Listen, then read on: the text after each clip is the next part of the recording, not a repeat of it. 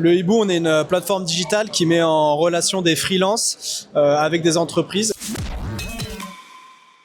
Spécialisé plutôt IT, on a fait le choix d'utiliser un peu d'intelligence artificielle pour accompagner la sélection des profils, mais on garde toujours ce côté humain avec des commerciaux ou des RH spécialisés qui vont quand même challenger les consultants, notamment sur la partie soft skills, où une IA c'est quand même plus compliqué, pour garder cette partie humaine. Donc vous avez les deux choix, la partie des intermédiations et la partie qui reste humaine. On est quand même dans un métier d'humain et donc c'est important de garder cette partie-là. Tu penses qu'il faut faire confiance complètement à l'IA dans la présélection de profils? Est-ce que tu penses que du coup l'IA, par son côté assez cartésien dans son approche, risquerait pas peut-être d'écarter des profils qui sortiraient du cadre et qui pourraient être aussi extrêmement intéressants? Si, totalement. On a l'intelligence artificielle, mais on fait toujours des recherches nous-mêmes de notre côté. Parce que bien sûr, il y a des profils qui sont peut-être un peu atypiques, qui ne collent pas sur le papier exactement à ce que vous recherchez, mais qui vont avoir justement cette personnalité ou un background qui colle à votre recherche. Donc oui, malheureusement, on peut avec ça, avec ce côté très cartésien, passer à côté de certains profils qui sont intéressants et qui collent à ce que vous recherchez. Malheureusement, aujourd'hui, on est dans un monde qui cherche toujours à être plus rapide, plus efficace. Et donc, on va peut-être perdre un petit peu, on va passer de temps en temps à côté de bons profils.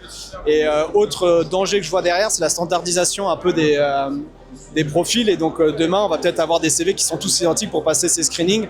Et c'est pour ça qu'il y a ce côté humain qui est pour nous primordial et qu'on ne pourra jamais, en tout cas à date, pas encore passer à côté. Qu'est-ce que tu conseillerais, toi, à tes sociétés dans le choix de leur profil? Tu invites plutôt les sociétés avec qui tu travailles justement à sortir des fois du cadre pour aller se laisser surprendre par certains profils. C'est quoi un petit peu ta stratégie par rapport à ça? Mais une fois que tu as la confiance du client, c'est vrai que de temps en temps, tu ressens quelque chose chez un consultant qui fait que même si sur le papier il colle pas, tu sais qu'il va pouvoir apporter quelque chose au client parce que tu es une analyse qui est externe. Le client, souvent, il a un peu la tête dans le guidon, il va chercher quelqu'un qui colle, on appelle ça le mouton à 5 pattes dans notre métier, mais qui colle toutes les cases. De temps en temps, justement, d'avoir ce petit canard boiteux à côté qui a une vision qui peut être assez différente, va faire finalement évoluer peut-être un peu mieux le projet ou la transformation qu'ils ont autour en allant sur un chemin qui est un peu différent, mais peut-être un raccourci. Comment tu ressens le marché? Est-ce qu'aujourd'hui, les startups ont plutôt tendance à aller chercher justement de la flexibilité sur des contrats freelance? Au contraire, elles ont plutôt tendance à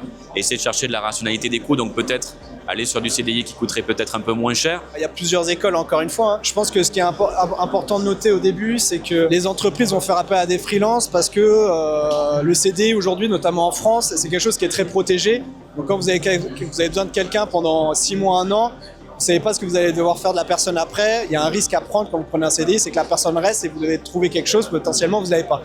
Donc faire appel à un freelance, ça permet cette flexibilité. De plus, ça remplace un peu ce qu'on appelle traditionnellement aussi la période d'essai. On prend un freelance, demain on n'a plus besoin de cette personne, on peut facilement trouver quelqu'un d'autre, le changer, etc. Donc ça apporte énormément de flexibilité, c'est pour ça que les gens font appel à du freelancing. Après, il y a du CDI, mais il y a aussi du cabinet, on va dire plus traditionnel, de l'ESN, du cabinet de conseil, où là vous avez des gros noms qui sont inscrits sur le marché. Et donc aujourd'hui la problématique, plus que CDI et freelance, c'est CDI ou accompagnement externe. Et généralement aussi dans les accompagnements externes, les entreprises aiment bien prendre des grands noms pour dire si jamais ils se foirent, de toute façon j'ai pris les meilleurs.